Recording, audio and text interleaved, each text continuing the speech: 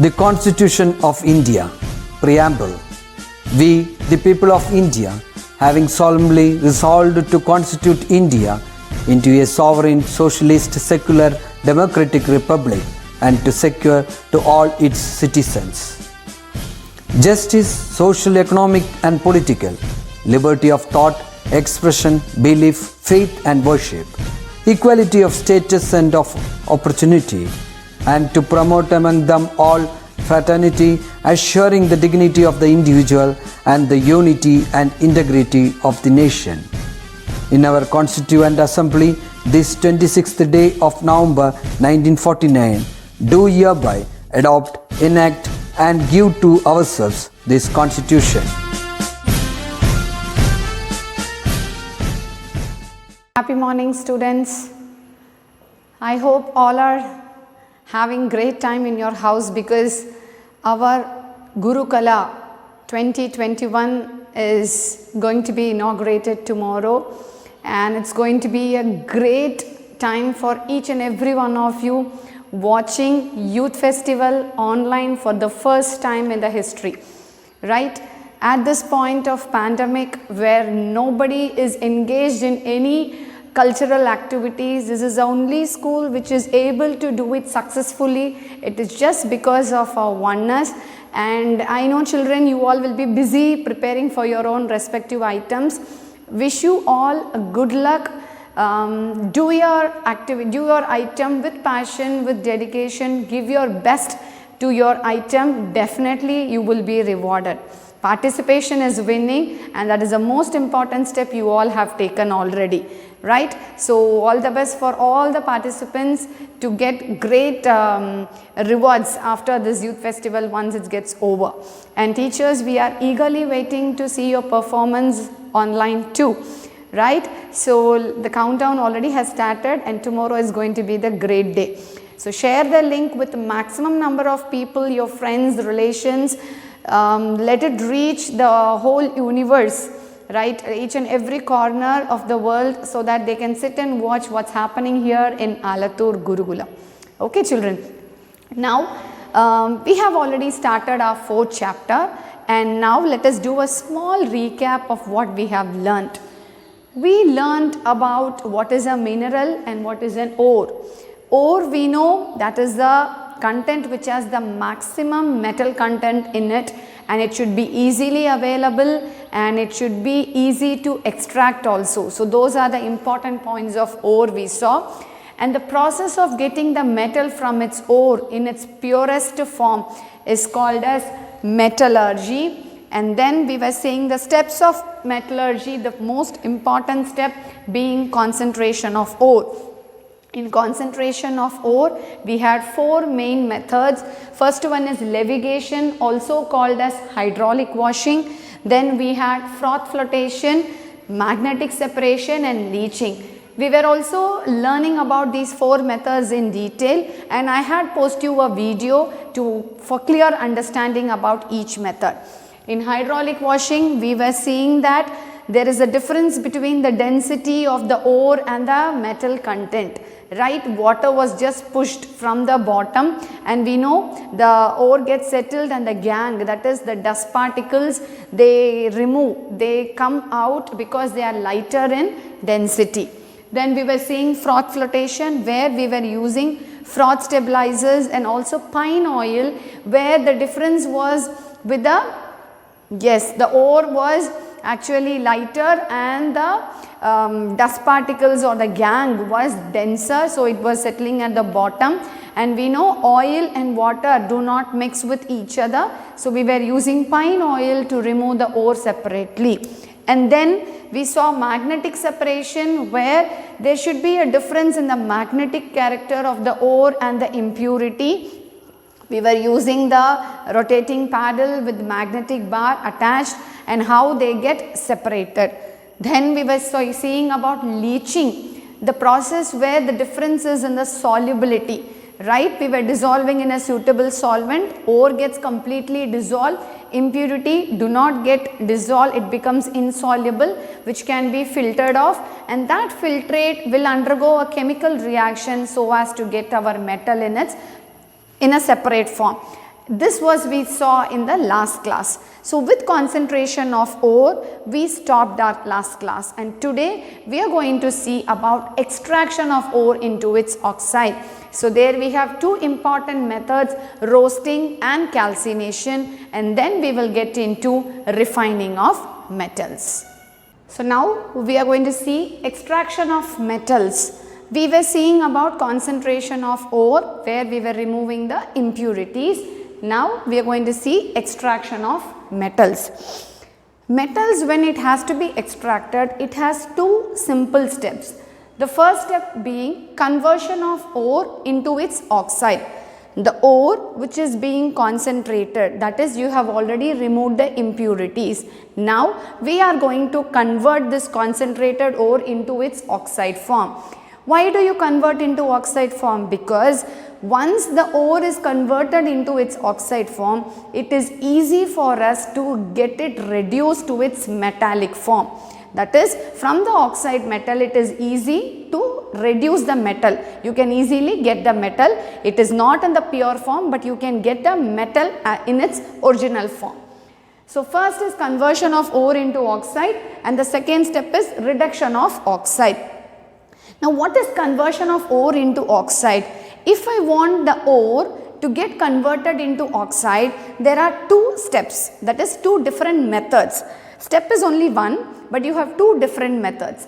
The first method is calcination, the second method is roasting. Both are converting the ore into its oxide form. What is the main difference you have find out is, in calcination, we will be heating the ore in the absence of air. Remember children, it comes in 2 marks question and also in 1 mark question, right? They can ask you in fill in the blanks as well. Calcination is the process of heating the ore in the absence of air. We don't supply air at all. It takes place in the absence of air. And at what temperature the heating takes place? Below the melting point of the metal ore. You are going to heat it in the absence of air below its melting point. What type of ores you can take? You can take metal carbonates or metal hydroxides. So in calcination process, we can use metal carbonates or metal hydroxides for heating the ore in the absence of air to convert into its oxide form.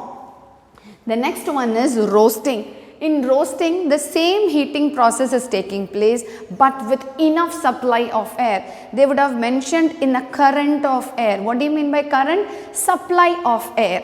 You are going to do in the presence of oxygen. So the heating takes place in the presence of air below its melting point. So what is happening? You know children, anything that you heat, the moisture content whatever is present will be removed when you heat it. It becomes dry. You would have observed in your daily life, right? Whatever like rice and all, if it's wet, once you just put it in a pan and just fry it, what happens? The moisture which are sticking, it immediately gets turned into its vapor form and the rice becomes dry. So that is what is here. The moisture present in the ore will, this is the symbol of heating. Once it becomes heated, will be converted into its vapor form. Here the example is sulfide ore when it is heated. Sulfide ore of what? Copper, Cu2s. Copper sulfide, when it is heated in the presence of oxygen, you get copper 2 oxide, Cu2O. So this is a process of calcination and roasting where you are converting the ore into its oxide form. The next step involved in extraction of metal is, now ore we got it, ore we concentrated, we removed the impurities through 4 methods. Any one method you can choose depending on the difference in weight or solubility or magnetic character. Once the ore is got away from the impurities, you are going to convert into oxide form through calcination or roasting. Now I got my oxide. What is the next step? In the next step, I am going to reduce the oxide. I am going to do reduction of oxide. How it can be done? Extraction of metal from the oxide can be done using the reducing agents. I need a reducing agent so that reducing agent will help the metal oxide to get converted into the metal. What is the use of a reducing agent? it reduces the metal oxide into its metal form. So, 3 reducing agents I can use. One is carbon, C. The other one is carbon monoxide, the other one is electricity. So, you have 3 reducing agents, again it comes in 1 or 2 marks question, and electricity is the most powerful reducing agent, and that is used for highly reactive metals like sodium and calcium. So, when in a question if it is asked which reducing agent can be used for reducing sodium or calcium, you can write only electricity. Of course, these two are reducing agents but not as powerful as electricity. So, carbon monoxide, electricity, all the 3 are reducing agent. We select the reducing agent depending on the reactivity of the metal. If it is normal reducing agent, we use carbon. If it is little higher, we use carbon monoxide. If it is very highly reactive metal, we use only electricity. Even for aluminium, we use only electricity for reduction, which we will be studying in the later chapter. So, I hope you understood what is conversion of ore into its oxide form, what is reduction of oxide, and the 2 methods involved in it. Now, we will study about refining of metals. Extraction of metals. Minerals are the naturally occurring elements or compounds found within the Earth's crust. Ores are minerals containing a high content of a metal. Metallurgy is the process by which metals are extracted from their ores.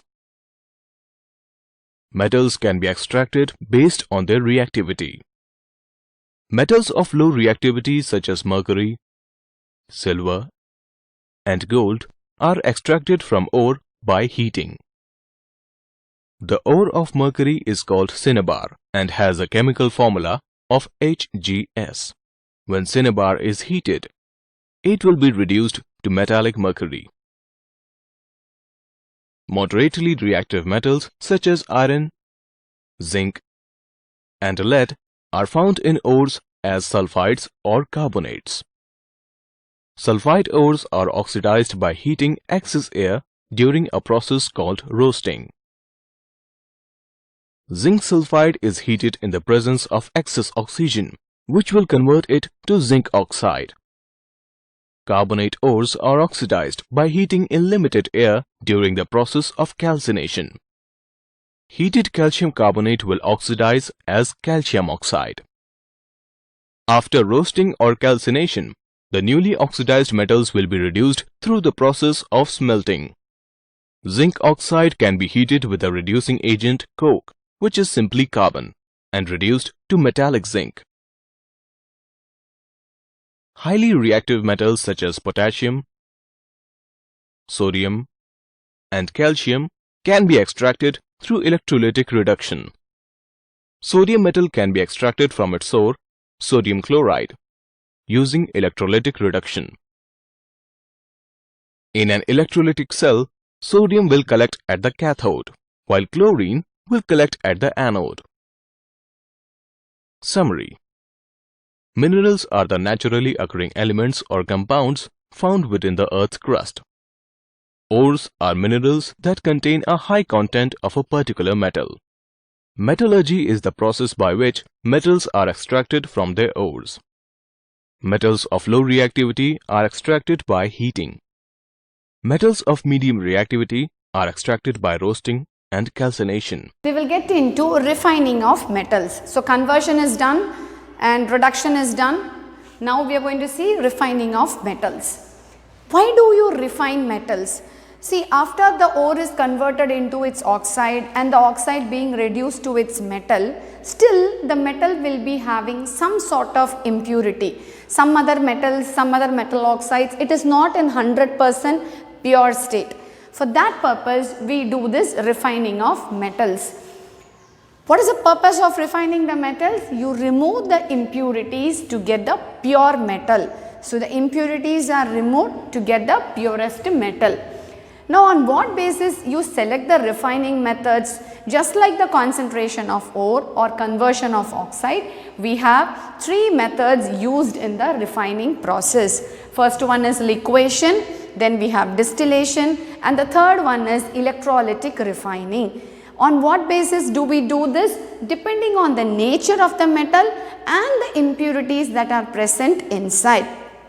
Depending on the nature means the property or the characteristic feature of the metal and the type of impurity that are present, we select either liquefaction method or distillation method or electrolytic refining method. Now first let us see what is liquefaction. Liquefaction method is used when there is a low melting point metals available to us. That is, when the difference in the melting point is very low, or when we have low melting point metals which has to be refined, we use liquefaction method. What do we do this? We take the impure metal, we heat it on an inclined surface.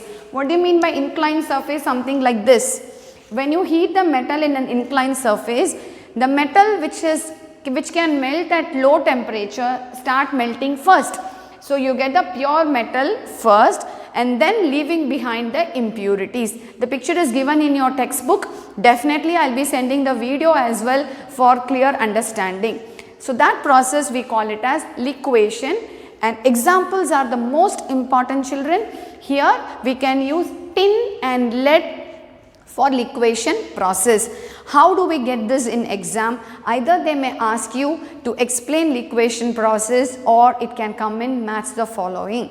They can give liquefaction, distillation, electrolytic refining with the examples of the metals and ask you to match the metals with the process of refining. So tin and lead, which has got low melting point, can be refined using liquefaction method. The next one is distillation. Just like our liquefaction, distillation is used where there is a difference in the boiling point. Metals with low boiling point can be refined using distillation process. Here you take a retort. Retort means just like a furnace. You would have studied fractional distillation methods and all, right, in 8th and 9th standard. So what happens in a retort? You heat the impure metal. The metal with low boiling point actually vaporizes first. So when it vaporizes, what happens? It reaches at the top and collected separately, that gets condenses into the pure metal. So the metal which we want to get in its purest form, if it has a low boiling point, we use distillation method, where when we heat it, that metal which has low boiling point will vaporize first. Those vapors will rise up, will be collected separately, which on condensation will be giving the pure metal. So this process we call it as distillation. Then next we are going to learn about electrolytic refining, where we are going to use electricity. Okay. The process of extraction of pure metals from the respective ores is called metallurgy. The process of metallurgy involves 4 steps. These steps are: concentration of the ore, conversion of concentrated ore into oxide, reducing the oxide to corresponding metals, and refining of impure metals. In the process of metallurgy, the metals obtained from the respective metal oxides still have impurities in them. These impurities need to be refined to obtain a pure metal. Let's now understand the liquefaction method and Van Arkel method for refining impure metals to obtain a pure metal. Click each tab to understand refining of impure metal to obtain pure metal.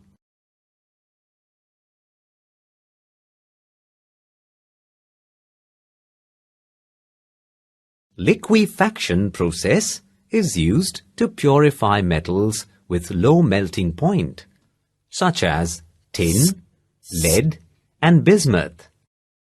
This process is based on difference in melting points of metal and impurities. The apparatus used for the liquefaction consists of a sloping hearth of a furnace. The metal with impurities is passed through the sloping hearth of a furnace. For example, let's consider metal tin with impurities. Then the furnace is heated. The temperature of the furnace is maintained slightly above the melting point of tin. Due to the lower melting point of the metal tin than the impurities, the metal melts and flows down the furnace.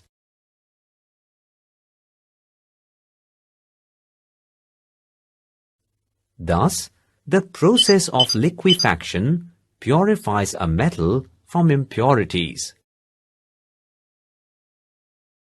Now we'll see what is electrolytic refining.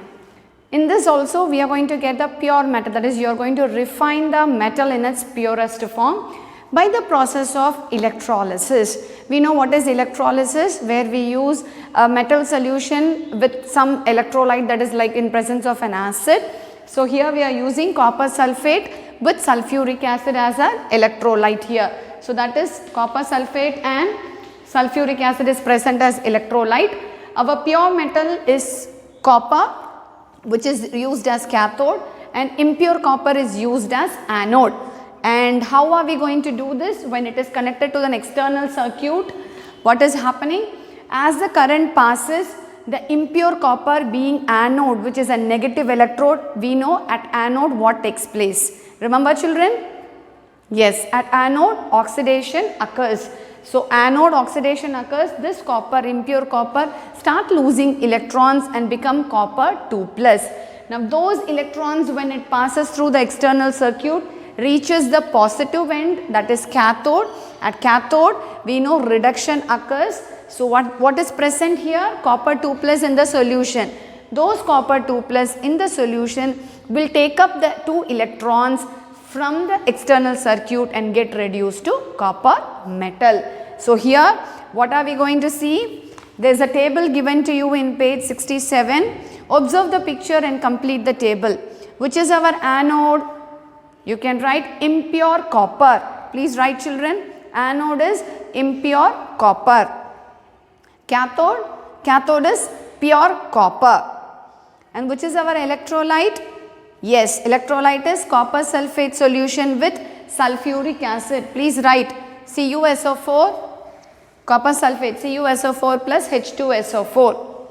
Now equation of chemical reaction at anode and cathode. At anode what will take place? We know copper will lose 2 electrons to become copper 2+. So this is my anode reaction.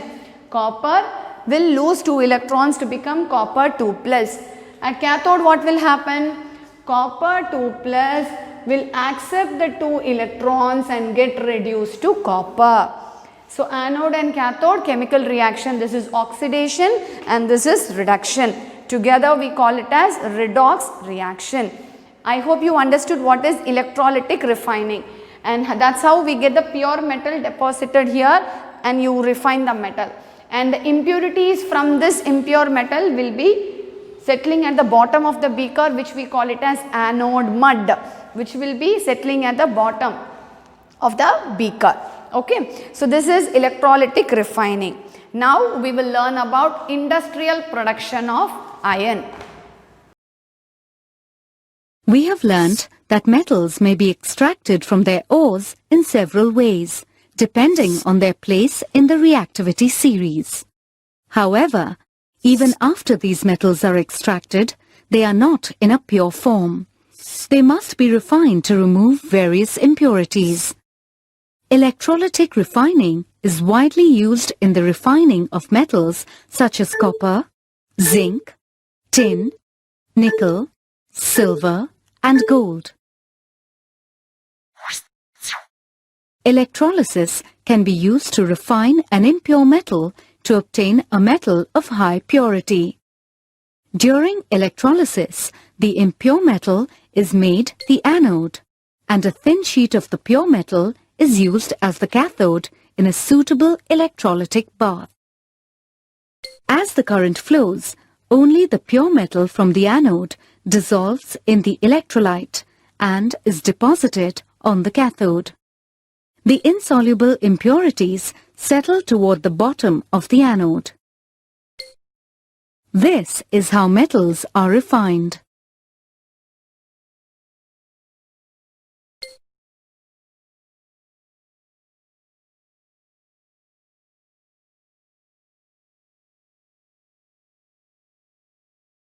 We are getting into the most important industrial preparation of iron.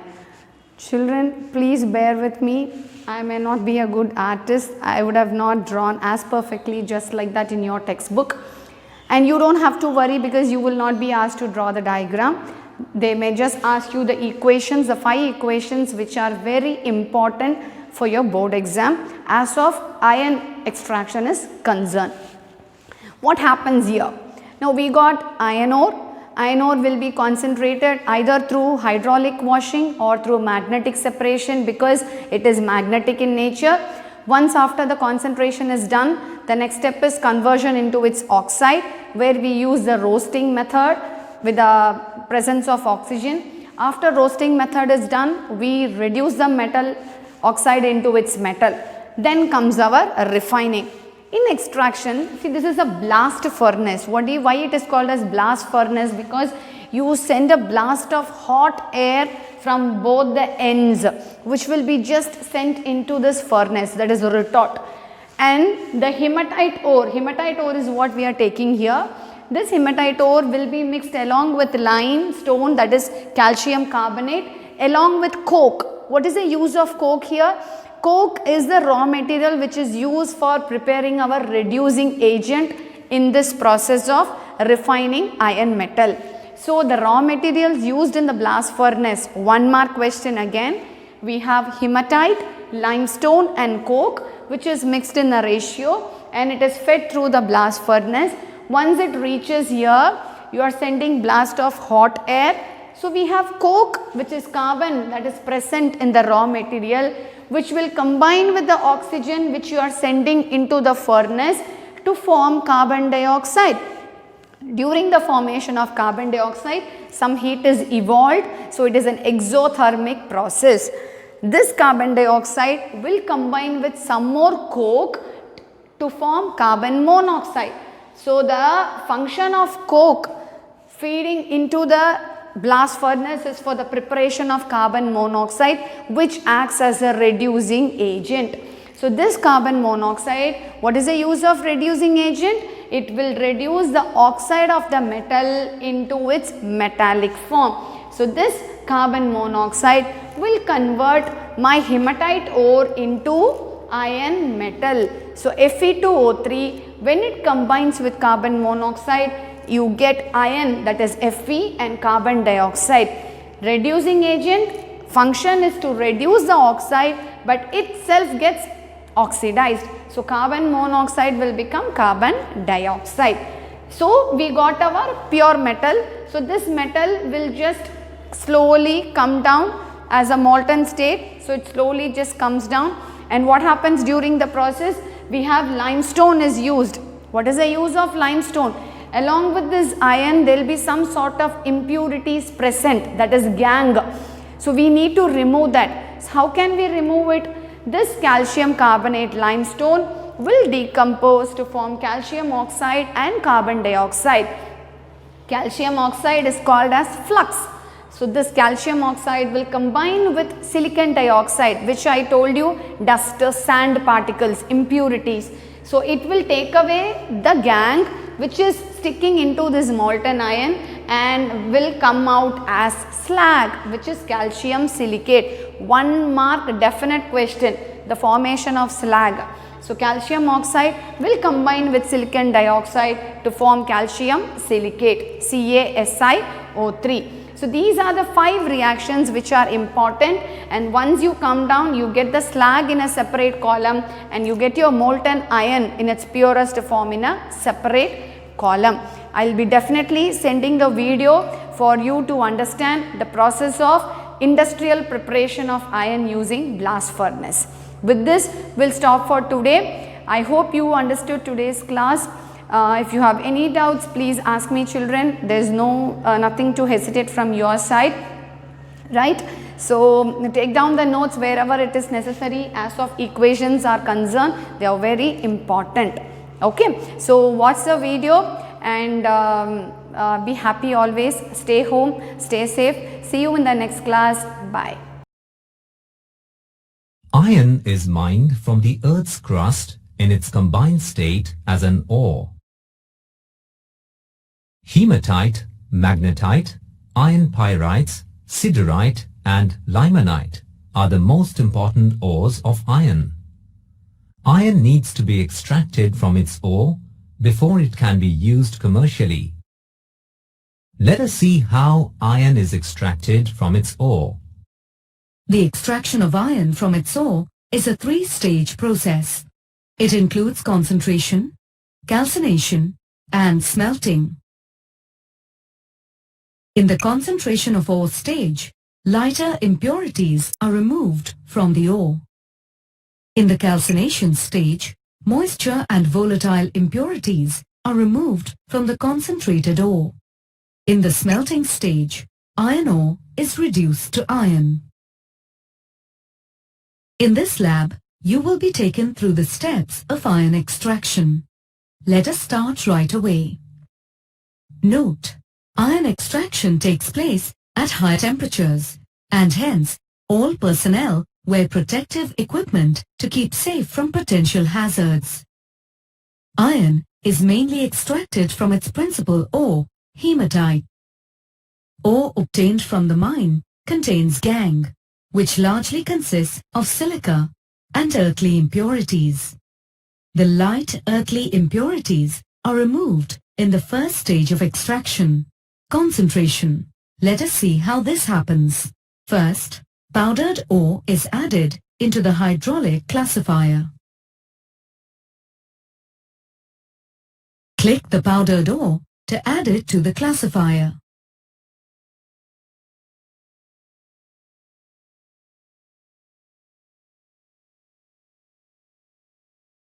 A jet of water is passed through the bottom of the reservoir. This thoroughly mixes the content. The lighter gangue particles move up and are washed away from the top. The denser particles of the ore settle at the base and are collected via an outlet. The concentrated ore still has volatile impurities in it, so it has to be processed further. It is taken for calcination, which is the second stage in the extraction process. The second stage of iron extraction takes place in a reverberatory furnace. Concentrated ore is poured onto the hearth of a reverberatory furnace. Click the concentrated ore to add it to the furnace.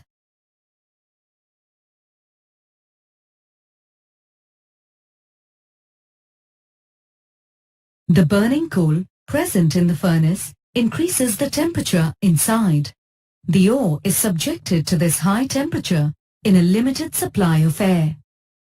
As the ore gets heated sufficiently, moisture and volatile oxides from the ore evaporate and the ore becomes porous. The resulting calcined ore is now ready for the third stage, smelting. Smelting is carried out in a blast furnace. The blast furnace is a tall structure and can be divided into zones depending on the temperature and the reactions that take place in each zone.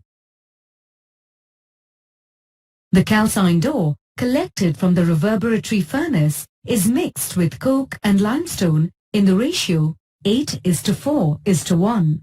This mixture is called the charge. The charge is poured into the furnace from the top through the cup and cone arrangement. Click the charge to feed the furnace.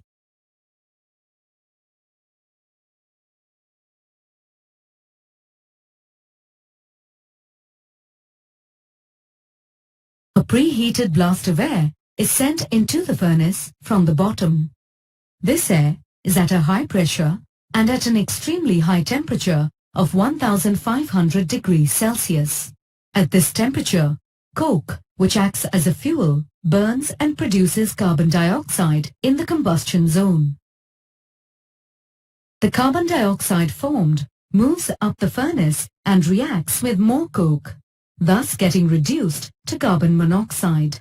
This, being an endothermic reaction, reduces the temperature to 1200 degrees Celsius. The carbon monoxide formed in the combustion zone rises to the reduction zone at the top of the furnace. The temperature in this zone is 400 to 700 degrees Celsius. Carbon monoxide reduces the iron oxides in the ore to iron at this temperature. The iron formed at this temperature is in its solid form and is called sponge iron. The sponge iron moves down and melts in the fusion zone and slowly sinks to the bottom. This molten iron has some dissolved impurities.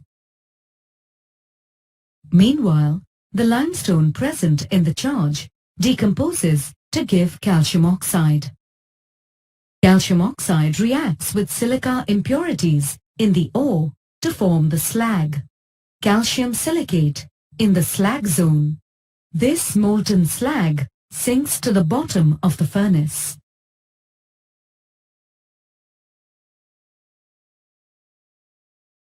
The molten slag, being lighter, floats over the molten iron. The slag and iron are then collected from different outlets at the bottom of the furnace. The volatile impurities form hot waste gases and are removed through an outlet at the top of the furnace. The molten iron obtained is called pig iron. It is solidified in sand molds and cast into various shapes. Most blast furnaces continue to operate continuously for 10 years once commissioned, with only periodic shutdowns for maintenance purposes.